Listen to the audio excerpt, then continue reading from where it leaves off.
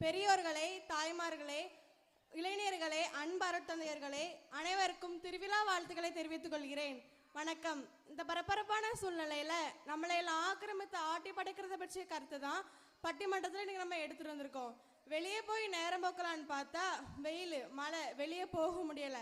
அது படுத்துற பாடு. கொஞ்சமாவது நேரம் போனோம்ல, எதை வச்சு நேரம் போக்குறது? புதுசா ஒரு கருவி கிடைச்சிருக்கு. கீரை விற்கிற பாட்டி கபக்குன்னு எடுத்து, ஹலோ என்னடா வியாபாரம் பார்த்துட்டு இருக்கேன்னுது. அதை விட எங்க மாணவர்கள் இருக்காங்க பாருங்க, பயங்கரமா செல்போன் வச்சிருக்காங்க. பயங்கரமா இருக்கே, எவ்வளோன்னு கேட்டா உங்களுக்கு எதுக்கு அது, நீங்களே கஞ்ச பிசினாரின்னு சொல்றான். லட்சக்கணக்கான விலை சொல்றான். இதை வச்சுதான் ஆளோட அந்தஸ்தே சொல்றான். நானும் ஒன்று வச்சிருக்கேன், என்ன பேசலாம் கேட்கலாம், அவ்வளோதான். தட்டிக்கிட்டே இருக்கான், 24 மணிக்கூறும் தட்டிக்கிட்டே இருக்கான். பேனாவை சட்டப்பையில் வச்சிருந்தோம், கடிகாரத்தை கையில் கட்டியிருந்தோம். ஆனால் இது இருக்கே, சட்டப்பையில் இருக்கு, கையில் இருக்கு, படுக்கையில் இருக்கு. பாத்ரூம் போகிறான், டாய்லெட்டுக்கு அங்கேயும் கொண்டு போகிறான். ஏன் வந்துடும். அந்த அளவுக்கு இது நம்ம வாழ்க்கையோட ஒன்று போயிட்டுருக்கு. இப்போ இந்த வாழ்க்கை நமக்கு சௌகரியமாக சங்கடமான பேசுறதுக்கு இந்த பக்கம் 2 பேர், இந்த பக்கம் 2 பேர் வந்திருக்காங்க. நம்ம ரெசோனி சொல்கிறாங்க, வாங்கினாங்களாம், 2-3 நாள் போட்டு பார்த்தாங்களாம், தலையை 2 சுற்றி தூக்கி போட்டாங்களாம். வேண்டவே வேண்டாம், சங்கடமே என பேச அவங்கள அழைக்கிறேன். தித்திக்கும் தேந்தமிழ் திக்கட்டும் படவட்டும் முத்தமிழ் தாய்க்கு என் முதற்கண் வணக்கங்கள். நெற்றிக்கண் திறந்தாலும் குற்றம் குற்றமே என்ற நக்கீரர் வழியில் வந்த நடுவர் அவர்களே, வருங்கால தூண்களே, எதிர்காலம் நீங்களே, ஆன்றோர்களே, சான்றோர்களே, உங்கள் அனைவருக்கும் என் முத்தான முதற்கண் வணக்கத்தை தெரிவித்துக் கொள்கிறேன். தேத்து தேத்து கைகள் தேய்ந்து அவன் வாழ்வும் தேர்ப்பிடையானதே, மூளையை கசக்காமல் கூகுள் செய்தியில் முடங்கி கிடக்கிறானே. ஆம், காலத்தின் கட்டாயம், செல்போனோடு வாழ்கிறோம். அவங்க சௌகரியம்னு பேச வந்திருக்காங்க, நாங்க சங்கடம்னு பேச வந்திருக்கோம். மாண்புமிகு நீதிபதி அவர்களே, செல்போனும் கொரோனாவும் ஒன்று, இரண்டுமே மனிதனை தனிமைப்படுத்திடும். மெசேஜ் வருது, அதை கூட அவன் டைப் பண்ண மாட்டான், ஃபார்வர்ட் மெசேஜ் தான். மனிதன் கண்டுபிடித்த கருவிகளை எல்லாம் கையாளுகிறான், செல்போன் மட்டும்தான் மனிதனை கையாளுகிறது. ஒன்றை ஞாபகப்படுத்துகிறேன் நடுவர் அவர்களே, துறவிகளாலும் துறக்க முடியாத தாய் பாசத்தை இந்த செல்போன் தட்டி பறித்து விட்ட அவலம் எங்களுக்கு சங்கடத்தை தருகிறது. எனக்கு தெரிந்த வீட்டுல நடந்தது, கணவனும் மனைவியும் சண்டை போடுறாங்க. என்னடி ரசம் வச்ச, புளி இல்ல, உப்பு இல்ல, காரம் இல்ல, தண்ணி ஊத்தி சாப்பிடுற மாதிரி இருக்குன்னு சண்டை போடுறாரு. அதற்கு அவர் மனைவி, சாப்பிடும் போது செல்போன் பார்க்காதீங்க, செல்போன் பார்க்காதீங்கன்னு 1000 முறை சொல்லியிருப்பேன், நீங்க ஊத்தி சாப்பிட்டது குடிக்கிறதுக்கு வச்ச தண்ணின்னு அந்த அம்மா சொல்றாங்க. சாப்பிட்டது என்னதுன்னு கூட தெரியாம சங்கடப்படுத்துறாங்க நடுவர் அவர்களே.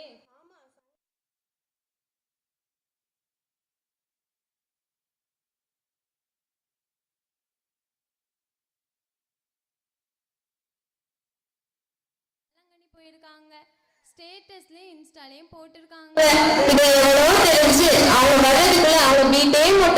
நடுவர் அவர்களே, போச்சா சோழமுத்தா போச்சா. இத்தகைய அவலங்கள் தனி மனிதனை அல்ல, குடும்பத்தை அல்ல, சமூகத்தையே ஆட்டி படைத்துக் கொண்டிருக்கிற நிலை இன்றைக்கு இருக்கிறது என்றால், மாண்புமிகு நீதிபதி அவர்களே, இப்படி சொல்லி நிறைவு செய்கிறேன்.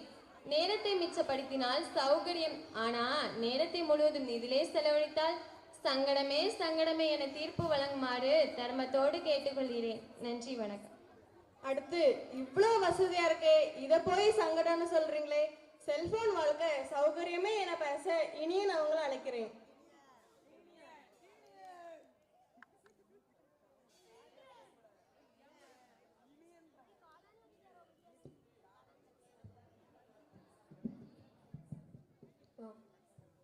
அவையோர் அத்தனை பேரையும் வணங்கி என் உரையை துவங்கிறேன்.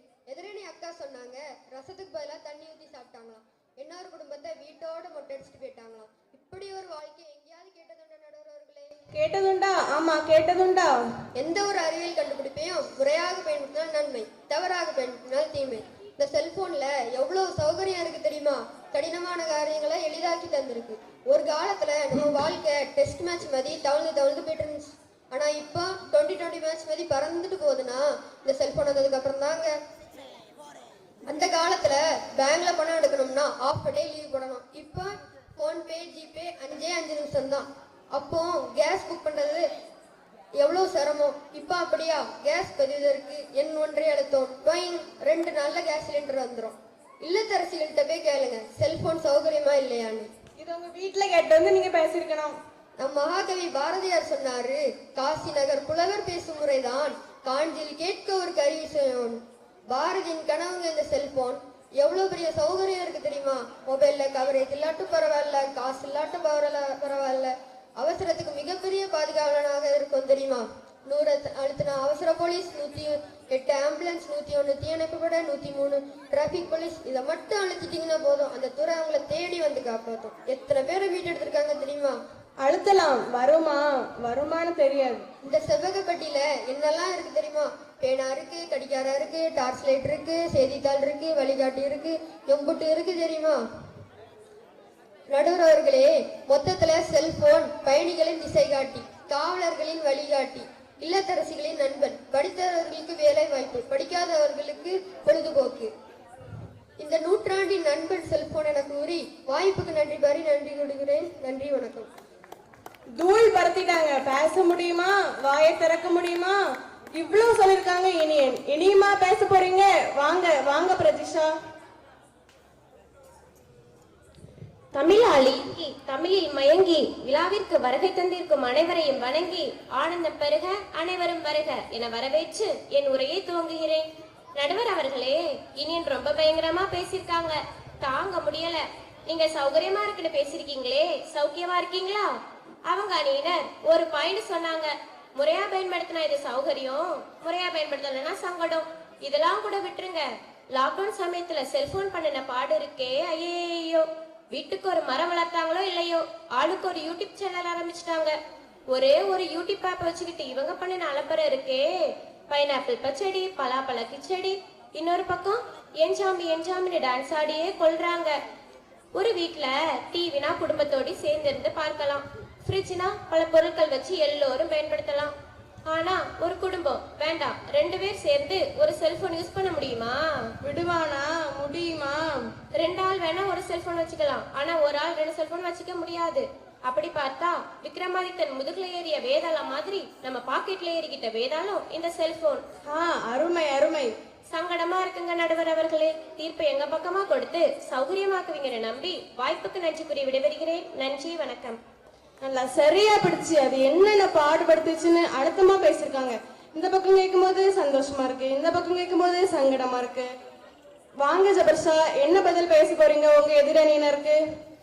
தமிழில் பிறந்து தமிழால் வளர்ந்து தமிழை உயர்த்திய தமிழ் சான்றோர்களை வணங்கி அவையோரை, அதிலிருக்கும் பெரியோரை, இன்றைய சிறியோரை, நாளைய வரலாறை, உங்கள் அத்துணை பேரை வணங்கி செல்போன் வாழ்க்கை சௌகரியம் என பேச வந்துள்ளேன். இப்ப பேசின அக்கா இருக்காங்களே, அவங்க அன்னை இவங்க பேசுறத வீடியோ எடுத்துட்டு இருந்தாங்க, ஏன்னா ஸ்டேட்டஸ் போடணும். ஆனா இவங்க சங்குடன்னு பேசுறாங்க. பொறுப்போக்குல சொன்னாங்க, மனிதனை நம்பாமல் கருவிகளை நம்பிக்கொண்டிருக்கிறோம் என்று. உண்மைதான், மனிதர்களை நம்ப முடியாத காலம் இது, எனவே கருவிகளை நம்புகிறோம். முன்னாடிலாம் பார்த்தா தேசியக்கா இன்னைக்கு என்ன குழம்பு? மீன் குழம்பு. நெய்ச்சைக்கு வெறும் குழம்பு. சரி, நாளைக்கு என்ன குழம்பு வைக்க போறீங்கன்னு கேட்டா மீன் குழம்பு. இந்த 2 குழம்பை விட்டா வேற எந்த வெரைட்டியும் இல்லாம இருந்து மிஞ்சி போனா சாம்பார், பருப்பு, ரசம் இவ்வளவு தான் இருக்கும் நம்ம வீட்டுல. அந்த காலம் அது. ஆனா இன்றைக்கு என்னென்ன மினுக்கலியா செய்ய தெரியாத நமக்கு அள்ளி தரது செல்போன். அதை பார்க்க வேண்டாமா? சமையல் யூடியூப்ல சொல்லி கொடுக்குறாங்க பாருங்க. அதை சொல்லி கொடுக்குறவங்களுக்கும் மகிழ்ச்சி, அதை பார்த்து சமையல் செய்ற நமக்கும் மகிழ்ச்சி. அடுத்தவர்களுடைய இன்பத்திலும் துன்பத்திலும் எவன் தன்னை இணைத்துக் கொள்கிறானோ அவனுக்கு பேர் தான் மனிதன். அதை செய்ய வைக்கிறதாங்க இந்த செல்போன். சின்னதா யாருமே பாராட்ட மாட்டாங்களான்னு எங்கிட்ட இருக்க ஒருத்தவங்களுக்கு ஒரு 10 லைக், ஒரு 2 ஷேர், ஒரு கமெண்ட், எவ்வளவு ஆறுதல். கல்வி எங்க இருக்கு? இந்த செல்போனுக்குள்ள தானே அடங்கியிருக்கு. இதெல்லாம் விட ஒரு பெண் தனக்கு தெரிந்த கைத்தொழில செல்போன்ல ஷேர் பண்றாங்க. அந்த சிறப்பினை கண்ட நிறைய பேர் அதை வாங்குறாங்க. வீட்டில் கிடந்த ஒரு பெண்ணை தொழில் முனைவரா மாற்றிருப்பேன் இந்த செல்போன்.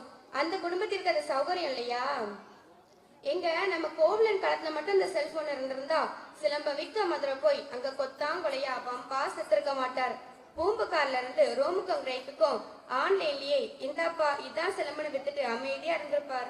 பூம்புகார்லயே முடிஞ்சிருக்கோம் கதை. இன்னொன்னு சொல்லட்டுமா? அலாவுதனுக்கு கிடைத்த அற்புத விளக்கு மாதிரி செல்போன். அற்புத விளக்குயா? இப்படி சொல்லி நிறைவு செய்கிறேன். கைகள் இணையாவிட்டாலும் கைபேசி வழி இணைகிறோம். அழகான ஆண்ட்ராய்டை, கைபேசியை, செல்லை, மொழிபேதமில்லா மொபைலை உன் வளர்ச்சி எங்களுக்கு சௌகரியமே என்று கூறி விடைபெறுகிறேன். நன்றி, வணக்கம். இரு அணியினர் பேசிய கருத்துக்களை எதையும் நான் மறுக்கல. சௌகரியத்துக்கு தான் கருவியை கண்டுபிடிச்சான், வேற ஒண்ணும் வேண்டாம். ஆதிகால மனுஷன் கல் எடுத்து எரிஞ்சான். எதுக்காக? ஒரு விலங்குகிட்ட இருந்து தன்னை காப்பாற்ற அல்லது மரத்துல இருந்து ஒரு பழத்தை பறிப்பதற்காக எடுத்திருக்கலாம். அந்த கல்லையே இன்னொரு மனுஷனை அடிச்சு வீழ்த்துவதற்காகவும் பயன்படுத்தி இருக்கலாம். அப்படின்னா நன்மைக்காகவே எடுத்த ஒரு ஆயுதத்தை தீமைக்காகவும் பயன்படுத்துகிற புத்திசாலித்தனம் தான் மனுஷங்கிட்ட இருக்கு. கருவிகளால் நமக்கு குறையில, கருவிகளை பயன்படுத்திக்கிற மனுஷங்கிட்ட தான் குறை இருக்கு. இப்படி வந்து சொல்லலாம். பக்கத்து அறையில இருக்கும் பையனை அம்மா கூப்பிட்டா அவனுக்கு காதுல கேட்கறது இல்ல. ஏன்னா விமானி மாதிரி அவன் ஹெட்போன் போட்டுட்டு இருக்கான். அம்மா கூப்பிடுறது அவனுக்கு காதுல விழாது. ஒரு வீட்டுக்குள்ளே அம்மாவை பையனை அந்நியப்பட்டிருக்காங்க. அம்மா எவ்வளவு நொந்து போவா? அப்படின்னா இந்த செல்போனால ஆபத்து தான். இந்த கருவி நம்ம அறியாமலே நமக்கு ஆபத்து தான் கொடுத்துட்டு இருக்குது. எனக்கு என்னமோ நம்ம ஒரு பொதுக்குழிக்குள்ள விழுந்துட்டு இருக்கோம்னு தோணுது. கருவிகளால் நமக்கு ஆபத்து இல்ல, கருவிகளை பயன்படுத்திக்கிற மனசுலதான் ஆபத்து இருக்கு. இந்த கருவியை பயன்படுத்திக்கிற நாம தெரியாமலே வசப்பட்டு போகிறோம். நிச்சயமா அந்த கருவியால ஆபத்து தான். விட்டு விடுங்கள் என சொல்லல, சங்கடத்திலும் சமாளித்துக் கொள்ளுங்கள் என்று சொல்லி இது சங்கடமே சங்கடமே என தீர்ப்பு கூறி விடைபெறுகிறேன். நன்றி, வணக்கம்.